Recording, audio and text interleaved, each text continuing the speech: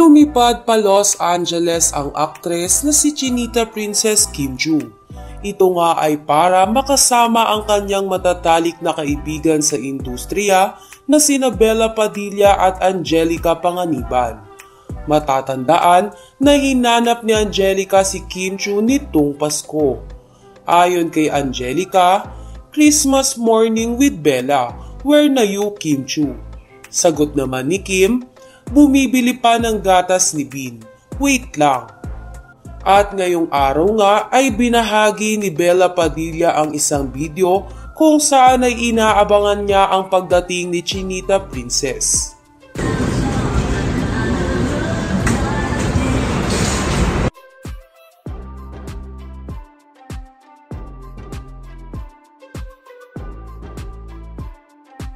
Nag-share din si Kim Chiu ng larawan kung saan ay makikita na sitting pretty siya habang naghihintay. Samantala, kaagad na na-appreciate ng mga tagahanga ni Kim ang pag-alalay ni na Angelica at Bella sa kanilang idolo.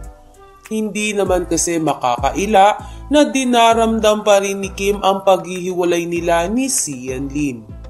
Kaya naman ang pagsama ni Bella at Angelica kay Kim ay isang malaking bagay para mabilis makamove on si Kim Chiu.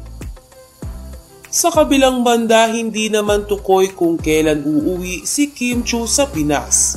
Sa kadahilanan na rin na wala pang inaanunsyo na schedule ang It's Showtime kung kailan sila magla-live ulit.